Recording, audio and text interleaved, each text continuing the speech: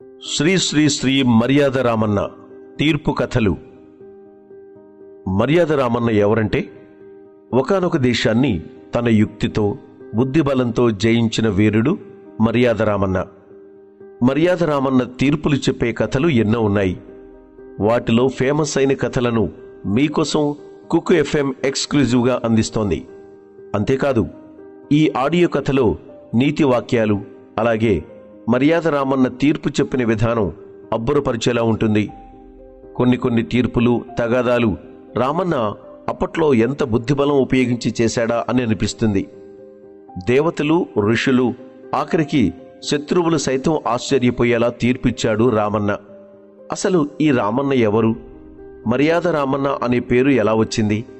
నిజంగా ఈ కథలు ఎలా పుట్టాయి అనే ఎన్నో ఆసక్తికరమైన విషయాలను మనం తెలుసుకుందాం.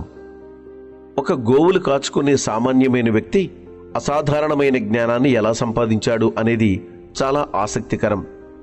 పశువులు కాసుకునే వారందరూ కూడా ఒక వర్షాకాలం రోజున పంచన చేరి సేదతీరుతున్నారు. అప్పుడు ఒక యోగి వాళ్ల దగ్గరకొచ్చి, రాజ్యంలో విషయాలేమిటి అని, రాజుగారి పరిపాలన ఎలా ఉంది అని అడుగుతాడు. ఆ వచ్చింది నిజంగా స్వామీజీయేనా, లేదంటే ఏదైనా వేళాకోళం ఆడుతున్నాడా అని తెలుసుకునేందుకు వాళ్ళు ఆయన్ని ఆట పట్టిస్తారు. దీంతో స్వామీజీకి కోపం వస్తుంది.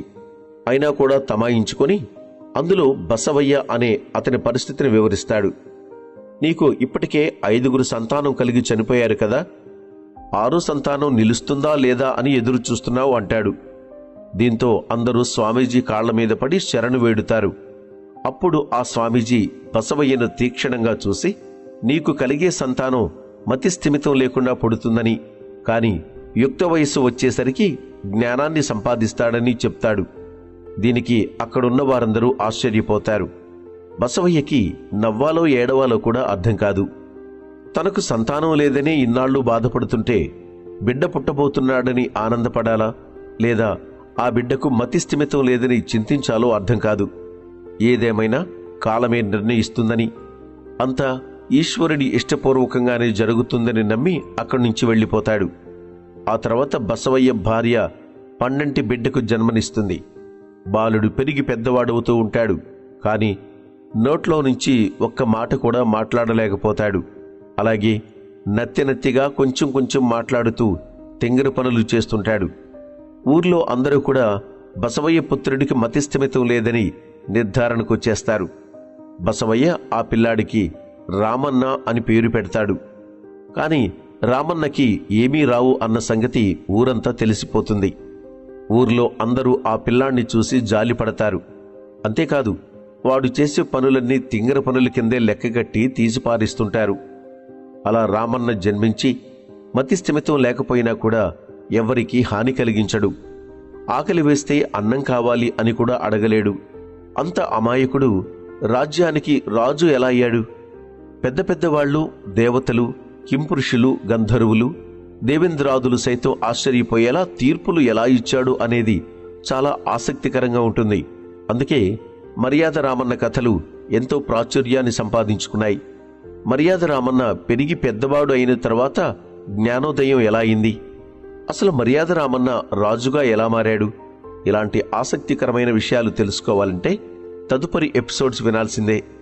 కుకు ఎఫ్ఎం ఎక్స్క్లూజివ్గా అందిస్తున్న శ్రీ శ్రీ శ్రీ మర్యాద రామన్న తీర్పులు, కథలను వినండి, ఆనందించండి. కుకు ఎఫ్ఎం, కనులకు రెస్ట్, చెవులకు గిఫ్ట్. రామన్న జ్ఞానోదయం. శ్రీ శ్రీ శ్రీ మర్యాద రామన్న పుట్టుక చాలా విచిత్రంగా జరిగింది.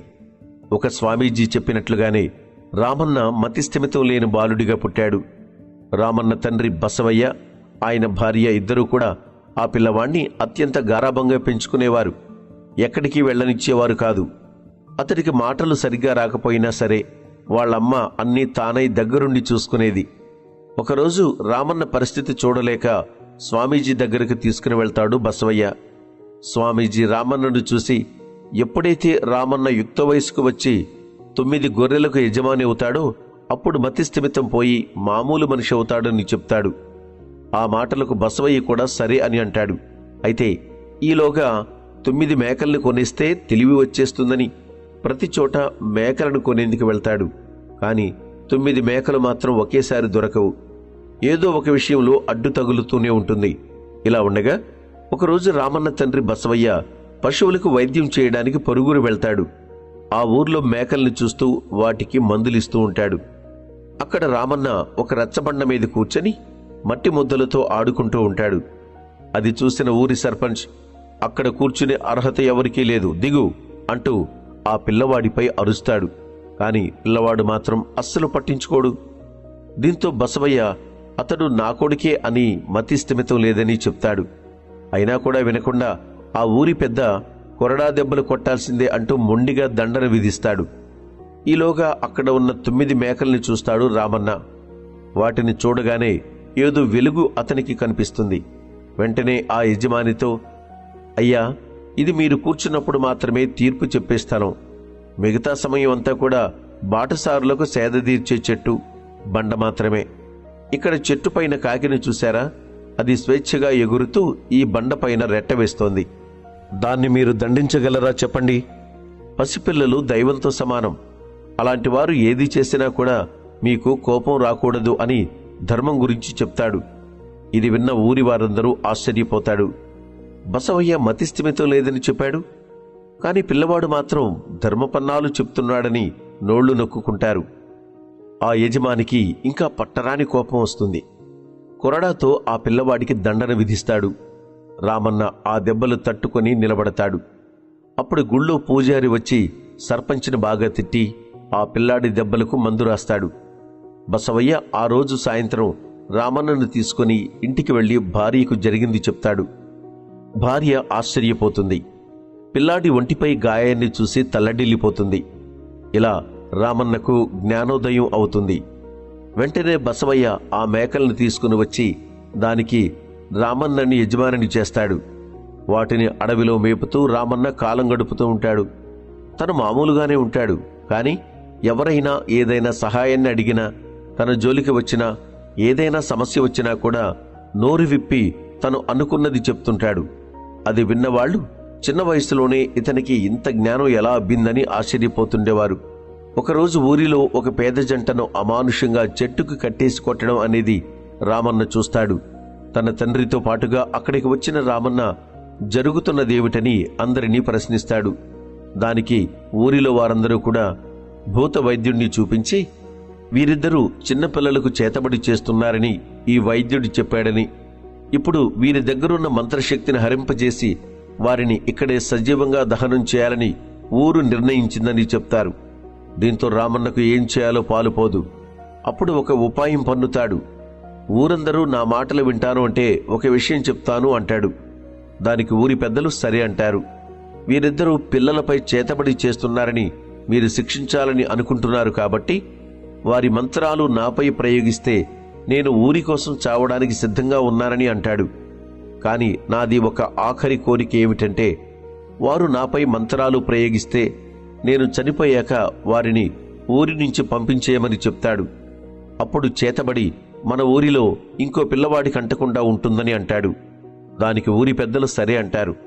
కాని బసవయ్య అతని భార్య ఇద్దరూ కూడా రామన్నను వద్దని వారిస్తారు. దానికి రామన్న తల్లిదండ్రులిద్దరికీ ధైర్యం చెప్తాడు. అంతేకాదు, భూత వైద్యుడు ఈ చేతబడి మంత్రాలను నా నుంచి తీసుకోవాలని, అప్పుడు ఊరంతా క్షేమంగా ఉంటుందని అంటాడు. దీంతో భూత వైద్యుడు భయపడిపోతాడు. అసలు చేతబడి లేదన్న విషయం అతనికి బాగా తెలుసు. ఆ విషయం రామన్నకి సైతం తెలుసు. కాని ఊరి ప్రజలకు ఈ విషయం చెప్తే వారు నమ్మరు. అందుకే సాక్ష్యాలతో నిరూపించాలన్నదే రామన్న పథకం.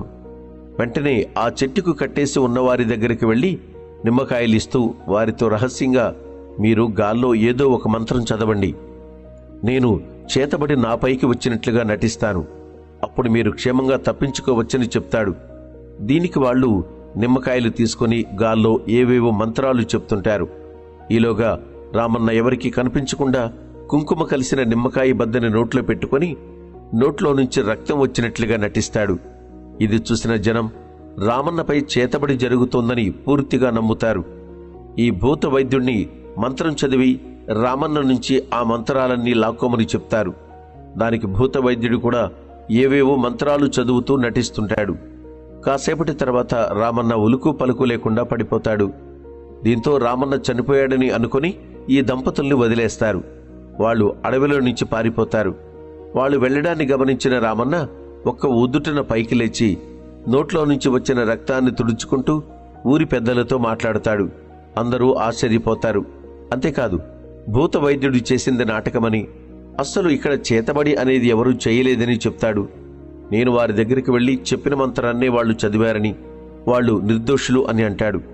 ఈ భూత వైద్యుడే సొమ్ముకి ఆశపడి మిమ్మల్ని నమ్మించాడని అంటారు. అంతేకాదు, శివాలయం ఎదురుగా జరుగుతున్న ఈ తంతుని నువ్వు ఒప్పుకోకపోతే ఆ పరమశివుడు ఆగ్రహిస్తాడు, ఒప్పుకో అని గట్టిగా అరిచేసరికి భూత వైద్యుడు నిజం చెప్తాడు. దీంతో ఊరి వారందరూ కూడా రామన్న సమయస్ఫూర్తిని మెచ్చుకుంటారు. అంతేకాదు, మతిస్థిమితం లేని రామన్న ఇంత పెద్ద సమస్యను తీర్చడం అనేది ఊరి పెద్దల్ని ఆశ్చర్యానికి గురిచేస్తుంది. అప్పటినుంచి రామన్న ఏది చెప్పినా కూడా ఊరంతా కూడా ఆలోచించి ఆచరణలో పెట్టడం మొదలు పెడుతుంది.